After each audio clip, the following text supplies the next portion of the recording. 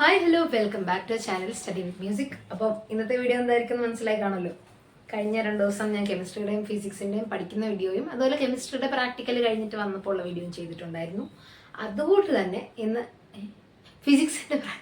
ഫിസിക്സിൻ്റെ practical കഴിഞ്ഞ് വന്ന video ചെയ്തിട്ടുണ്ടായിരുന്നു. അതുപോലെ തന്നെ ഇന്ന് കെമിസ്ട്രിയുടെ വീഡിയോ ചെയ്യാമെന്ന് വിചാരിച്ചു. കെമിസ്ട്രിയുടെ കഴിഞ്ഞ് വന്ന ഒരു ആകെ മൊത്തത്തിൽ ഒരു കിളിപോയ അവസ്ഥ കേട്ടോ. ഇത് ഇത്രയും തിയറിയൊക്കെ പഠിച്ചു കഴിഞ്ഞപ്പോഴത്തേക്ക് എനിക്ക് തലേന്നൊരു 5-6 കിളി പറന്നുപോയ ഒരു ഫീലുണ്ട്. അവിടെ ചെന്നപ്പോഴും അതിനൊരു സംഭവം ഉണ്ടായി, അത് ഞാൻ പറയാം. അപ്പം എനിക്ക് ഇന്ന് കിട്ടിയ സോൾട്ട് എന്ന് വെച്ച് കഴിഞ്ഞാൽ അലൂമിനിയം സൾഫേറ്റും അതുപോലെ ടൈട്രേഷന് കിട്ടിയത് KOH HCl. അപ്പോൾ നമ്മൾ ആദ്യം പ്രൊസീജിയറും ആദ്യം കയറി ചെന്നിട്ട് നമുക്ക് ഈ എസ്റ്റിമേഷൻ്റെ ക്വസ്റ്റ്യൻ തന്നു. എന്നിട്ട് അതിൻ്റെ പ്രിൻസിപ്പിളും പ്രൊസീജിയറും എഴുതിക്കൊണ്ട് ചെല്ലാൻ പറഞ്ഞു. അപ്പോൾ അത് ഞാൻ പെട്ടെന്ന് എഴുതിക്കൊണ്ട് പോയി. അതിൻ്റെ മാർക്ക് അപ്പം തന്നെ ഇട്ട് തരും കേട്ടോ. ഇത് 3 മാർക്കുണ്ട്, അത് ഫുള്ളാവും. 3 അതിൻ്റെ മാർക്ക്. അപ്പം അത് അപ്പം തന്നെ ഇട്ട് വന്നു. ബാക്കി സോൾട്ടിലാണെങ്കിലും ഞാൻ തെറ്റൊന്നും വരുത്തിയിട്ടില്ല. അതുകൊണ്ട് ഫുൾ കിട്ടുമെന്നാണ് എൻ്റെ ഒരു പ്രതീക്ഷ. വൈവേ നല്ല എളുപ്പമായിരുന്നു, ഒന്ന് പറഞ്ഞേൽപ്പിച്ചു. വൈവൊക്കെയാണ് എനിക്കൊരു അക്കിടി പറ്റിയത്, ഞാൻ പറഞ്ഞുതരാം.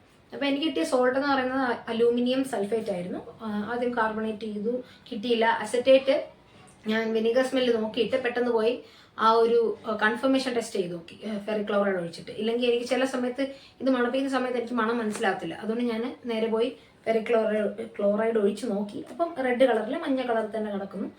കൊണ്ടുവന്ന് അത് കളഞ്ഞിട്ട് പിന്നെ ക്ലോറൈഡ് ചെയ്തു. ക്ലോറൈഡിൽ പുകയൊന്നും വരുന്നില്ല. അത് ഞാൻ നൈട്രേറ്റ് ചെയ്ത് ബോൾ ഇട്ടപ്പം ഇത് ഒന്നും വന്നില്ല, റെഡിഷ് ബ്രൗൺ ഗ്യാസ് ഒന്നും വന്നില്ല. അതിന് ഫുൾ ബ്ലാക്ക് ആയിപ്പോയി. അതുകൊണ്ട് കഴുകാനിട്ട് കഴിഞ്ഞിട്ട് ഞാൻ സൾഫേറ്റ് ചെയ്തപ്പോഴാണ് അത് കിട്ടിയത്, ഒരു വൈറ്റ് പ്രസിപ്പിറ്റേറ്റ്. എന്നിട്ട് അതിൻ്റെ കൺഫർമേറ്റർ ചെയ്തു. അത് ലെഡ് അസറ്റേറ്റും അതുപോലെ അസറ്റിക് ആസിഡ് ഒഴിച്ചിട്ട് അതിൻ്റെ കൺഫർമേറ്റർ ചെയ്തു.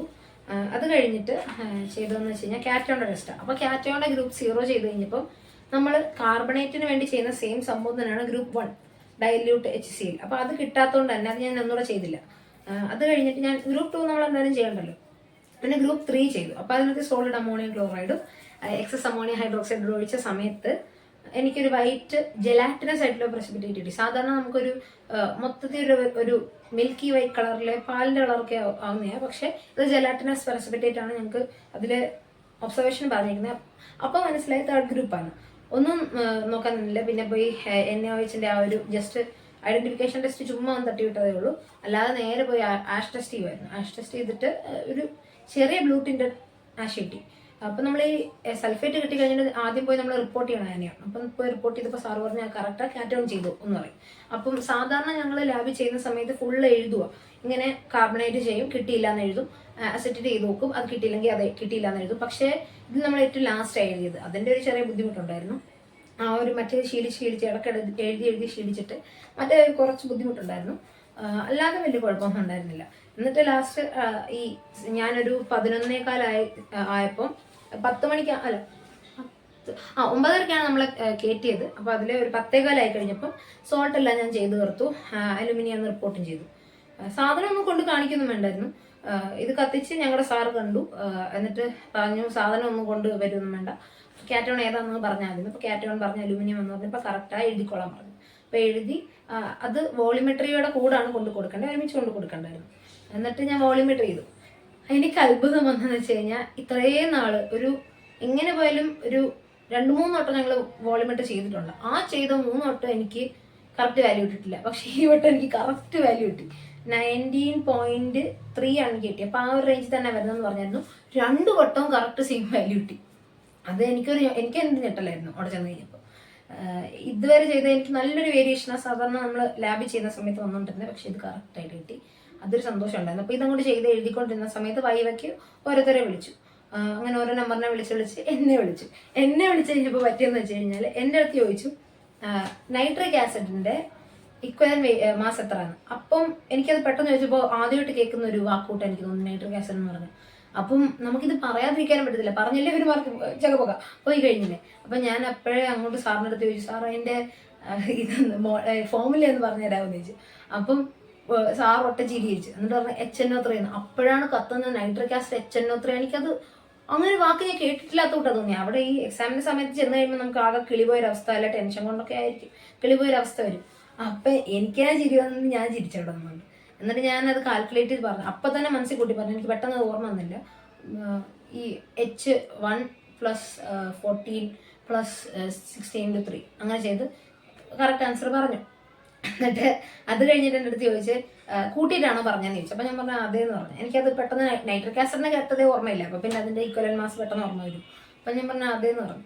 അപ്പോൾ എൻ്റെ അടുത്ത് ചോദിച്ചു H2SO4 ഈക്വലൻ മാസ് എന്നാന്ന് പറയാമെന്ന് വെച്ചു. അപ്പോൾ ഞാൻ പറഞ്ഞു 49. അത് പഠിച്ച ഓർമ്മയുണ്ട്, കാരണം അത് ഞാൻ തലേന്ന് അത് എഴുതി പഠിച്ചോണ്ടാവേ. അപ്പം എൻ്റെ അടുത്ത് ചോദിച്ചപ്പോൾ ഞാൻ പറഞ്ഞു 49. അപ്പോൾ പറഞ്ഞു അതല്ലല്ലോ അതിൻ്റെ മോളിക്കുലാർ മാസിനെ വെച്ച്. അപ്പോൾ ഞാൻ പറഞ്ഞു molecular mass divided by acidity or basicity അതാണെന്ന് പറഞ്ഞു. അപ്പോൾ പറഞ്ഞു ആ കറക്റ്റാന്ന് പറഞ്ഞു. പിന്നെ ഞാൻ ചെയ്തതിൻ്റെ തന്നെ കൺഫർമേറ്ററി ടെസ്റ്റ് ഒന്ന് ചോദിച്ചു. അലൂമിനിയത്തിൻ്റെ കൺഫർമേറ്ററി ആഷ് ടെസ്റ്റ് എന്ന് പറയാൻ പറഞ്ഞു. അതും പറഞ്ഞു. അത്രേ ഉള്ളതെന്ന് വൈവ അത് വളരെ എളുപ്പമായിരുന്നു, വലിയ പാടൊന്നുമില്ലായിരുന്നു കേട്ടോ. ഈ വൈവ ഒക്കെ ഞാൻ വിചാരിച്ചു കെമിസ്ട്രി ഒക്കെ ആകുമ്പോൾ എന്തൊക്കെ ചോദിക്കും എന്നൊക്കെ വിചാരിച്ചാൽ പോയെ. ഫിസിക്സും കുറച്ച് ടെൻഷൻ ഉണ്ടായിരുന്നു. ഫിസിക്സ് ചോദിച്ചാൽ ഈസ്റ്റോണ്ടും കെമിസ്ട്രി ചോദിച്ചാൽ ഇതും. പിന്നെ ഇനി എനിക്ക് ഇപ്പോഴൊന്നും അടുത്ത എക്സാം ഇല്ല, കുറച്ചൊരു 4-5 ദിവസം കഴിഞ്ഞിട്ടുള്ള എൻ്റെ അടുത്ത എക്സാം. അപ്പോൾ ഇനി എൻ്റെ അടുത്ത എക്സാം എന്ന് വെച്ച് കഴിഞ്ഞാൽ സുവോളജിയാണ്. സുവോളജി 29-ാം തീയതി എനിക്കുള്ളൂ. എൻ്റെ രജിസ്റ്റർ നമ്പർ കുറച്ച് ഈ പി ഒക്കെ ആയതുകൊണ്ട് കുറച്ച് ലാസ്റ്റാണ്. അപ്പോൾ അതുകൊണ്ട് തന്നെ ലാസ്റ്റ് ഷിഫ്റ്റാണ് മിക്കവാറും. 29-ാം തീയതിയാണ് സുവോളജി. പിന്നെ ബോട്ടണി വരുന്നത് 4-ാം തീയതി ബോട്ടണി. പിന്നെ 3-ാം തീയതി മാത്സ് മൊത്തത്തിൽ തീർന്നിട്ട് ഇനി വേറൊന്നുമില്ലല്ലോ. ഇത് അത്ര കഴിയുമ്പോൾ പ്രാക്ടിക്കൽ തീർന്നു. പക്ഷേ ഏറ്റവും വലിയ പണിയെന്ന് വെച്ച് കഴിഞ്ഞാൽ 17-ാം തീയതി ആകുമ്പോൾ ഇനി മോഡൽ വേണം, തിയറിയുടെ എനിക്കിനി ഈ 4 ദിവസം ഫ്രീ അല്ലേ. അപ്പോൾ എനിക്ക് അത്രയും ദിവസം ഇരുന്ന് പഠിക്കാം. 29-ാം തീയതി വരെ ഫ്രീയാണ്. പക്ഷേ എനിക്ക് സുവോളജിയുടെ കുറച്ച് പഠിക്കാനുണ്ട്. മറ്റേ സ്ട്രൈറ്റഡ് മസിലാണെങ്കിലും അതൊക്കെ വരയ്ക്കാനും പിന്നെ നമ്മൾ മോഡൽസ് കാണിക്കുന്ന സമയത്ത് അതിൻ്റെ ഫങ്ഷൻസ് ഒക്കെ എഴുതാനൊക്കെ ഉണ്ട്. ഞാൻ അപ്പോഴത്തേക്ക് ആ ഒരു തൽക്കാലം ഒരു ടെമ്പററി മെമ്മറി എന്നുള്ള രീതിയിൽ സ്റ്റോർ ചെയ്തുകൊണ്ടാണ് പോവേ. അപ്പം അത് ഇനി തലേന്ന് ഇരുന്നൊന്നുകൂടെ പഠിക്കണം.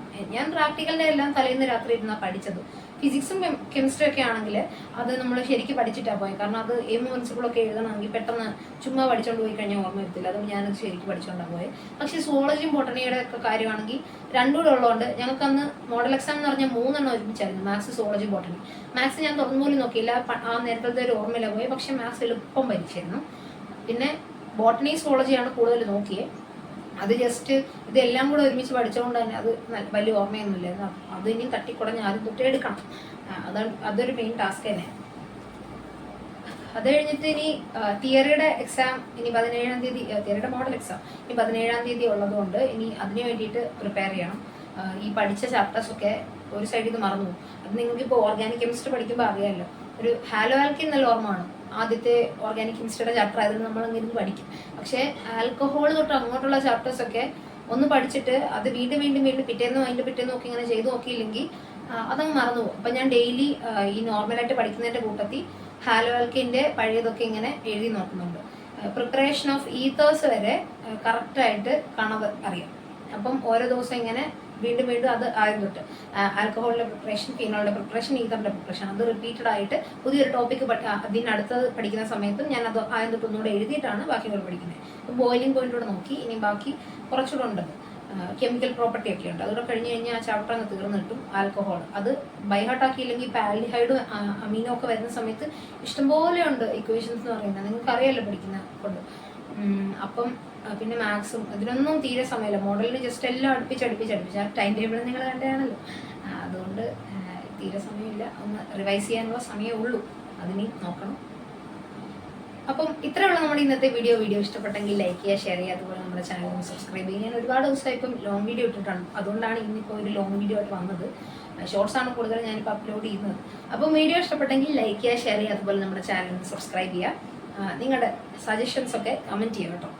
3/4 കമൻറ്റിനൊക്കെ മിക്കവാറും കാണുന്നതിനെല്ലാം ഞാൻ റിപ്ലൈ ചെയ്യുന്നുണ്ട്. പിന്നെ ഒരു കമൻറ്റിൻ്റെ റിപ്ലൈ ആയിട്ട് വീണ്ടും അയക്കുകയാണെങ്കിൽ എനിക്കത് നോട്ടിഫിക്കേഷൻ വരത്തില്ല. ഞാൻ യൂട്യൂബിലെ നോട്ടിഫിക്കേഷൻ ഓഫ് ചെയ്തിട്ടേക്കോ യൂട്യൂബ് സ്റ്റുഡിയോയിൽ മാത്രമേ ഇത് വരത്തുള്ളൂ. അങ്ങനെയുള്ളതിൻ്റെ ഒന്നും ഇങ്ങനെ ന്യൂ എന്ന് പറഞ്ഞിട്ട് വന്ന് കിടക്കുന്നില്ല. അപ്പോൾ നിങ്ങൾക്ക് എന്തെങ്കിലും വേറെ ചോദിക്കാനുണ്ടെങ്കിൽ പ്രത്യേകം ഒരു കമൻറ്റായിട്ട് പിന്നെ ഇട്ടാൽ മതി കേട്ടോ. Thank you and have A nice day.